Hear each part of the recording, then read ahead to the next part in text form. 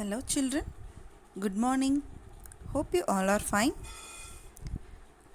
We are discussing about the third lesson, creating files and folders.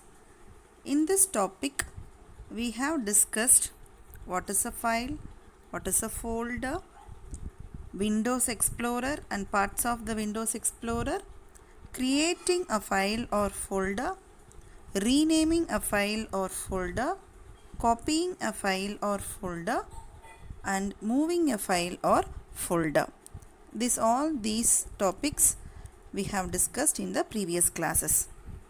So today we are going to discuss about how to remove a file or folder. Remove means deleting. Okay, removing a file or folder, and how to restore a deleted file. So after deleting, we are going to make it to come back again. And we are going to see what is a library, and we are going to see how to search a file or a folder. So these are the topics we are going to discuss today. Let us see these topics one by one. First topic, removing a file or a folder. So whatever we are following for a file, it is equivalent to a folder, and whatever we are following for a folder, it is the same for file also. So in this example, maybe a file or folder is shown, but the same thing to be followed for the another one also. So we can remove an unwanted file or a folder by deleting it. So how will we remove? By deleting a file or a folder which is not necessary for us. Unwanted means it is not necessary. So for deleting a file or a folder, we can use any one of the three following options. We have three options to delete a file or a folder. Let us see what are all these options, and we can choose any one of these options. Option 1. First, select the file. So select the file or a folder whichever is not needed for us. So see here, the red mark shows that the file duty is selected here. That file is selected. After selecting that file, you can press the delete key from the keyboard. So the file will be deleted. So the second option, we can select a file first and then right click on that file and choose delete option from the shortcut menu. So whenever we are going to delete, first option we are going to select that file and press delete key from the keyboard. Second option we can delete is select that file, right click on that file, that is you are going to place the mouse pointer on the top of the file, that selected file. You have to place the mouse inside that selection, then right click, then a shortcut menu will be appeared. In that menu you have to choose the delete option.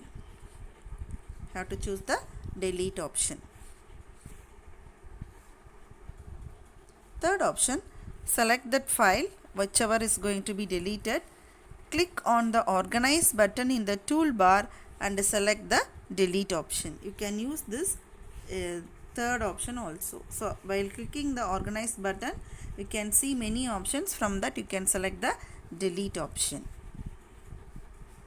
So these are the three options to delete a file whichever is not necessary to us. So after you are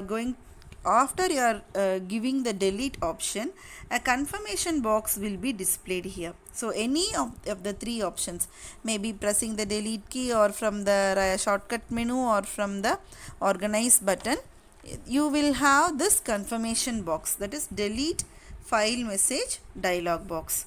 So in this dialog box you can see, are you sure you want to move this file to the recycle bin? So after selecting and pressing the delete key, it will ask you whether it want to be deleted. If you click yes here, the selected file will be deleted. If you click no, it will not be deleted. So remember children, whenever you are deleting the file, it is going into the recycle bin. Whenever you are deleting a file or a folder, it is going to the recycle bin. So you have seen this icon in the desktop, isn't it? So whenever you are deleting a file, it will be moved to the recycle bin. You have one more option, that is, if we don't want to make the file to be in recycle bin, you can delete the file by pressing the shift and delete key. So I told you, whenever you want to delete a file, press the delete key on the keyboard, isn't it? So if you don't want to move the file to the recycle bin, you can press shift plus delete keys in the keyboard. So the next option, restoring a deleted file or a folder. So after deleting, you are thinking that that file is necessary to us. Okay. So after deleting, if you want to make it again, you have to make it come back again, we can restore that also. So this restoring the file is, this deleted files will be restored from the recycle bin. So to do that, the following steps to be followed. First step, double click on the recycle bin icon on the desktop. So we have seen this recycle bin icon in the desktop. You have to double click on that. The contents of the recycle bin get displayed. So whatever the contents in the recycle bin will be displayed here. Step 2, select the file or folder to be restored. So in the recycle bin, all the deleted files will be displayed. So whichever file you want to restore, you have to select that. Then step 3, click on the restore this item button on the toolbar. See here, restore this item button. Click on that, it will be restored. And you have one more option. After selecting the file, right click and then select restore. So two options are there. Either you can click restore this item on the toolbar, or right click on the selected file and then select restore option. Then this restored file or folder go back to its original location. So from where you have deleted, in the same place it will be restored. For example, if I deleted from C colon grade 4 fourth rows, likewise in this folder I have deleted one file, means in the same place C colon for grade 4 fourth rows, in that same place the file will be restored. From where you have deleted, in the same place it will be replaced again. Have you understood? Yes. Now we are going to see about libraries. What is meant by library? So library is a new feature that is added in your Windows 7 operating system. So it provides a convenient way to manage our files that are stored in multiple locations. So we have stored many files, many folders in many places like C colon, D colon, E colon. Likewise, we have stored many files in many locations. So we can easily manage or view that files using this libraries. So it simply creates a pool of all related files at one place without changing the physical location. That is, in the original place it will not be affected. It will show you a pool of related files. It will display you all the files, but it will not affect the original location. So we can quickly view and open all these files from a single place instead of going to the actual locations. So if my path is a lengthy path, I may not want to go with that same path. I can use libraries to find the file or to view the file.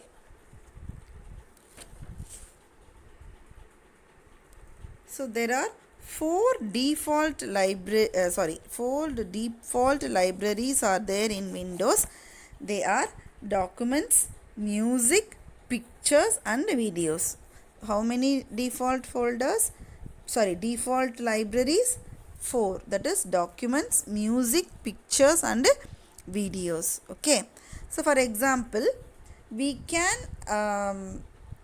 access a file from the library. First we need to add that folder to the library. For example, Word documents, Excel documents and PowerPoint can be added to documents library. That is, documents are saved in the documents library. Songs, we are downloading some songs, no, that songs can be stored in the music library. And images, photos, images and all, we can save it in the pictures library. And videos are in the videos library. So likewise we can save the files in these libraries. So how to save the file in the library? Let us see how to do it. First, right click on the folder to be added in documents library. So first you have to select the folder and right click on it. You can see a shortcut menu. See here, this is the shortcut menu. So from this shortcut menu you have to choose the include in library option. Include in library option, and you have to click on documents. See, this arrow shows you have some more options in that. So when we click include in library option, you can see documents, music, pictures, videos, or we can create our own library also.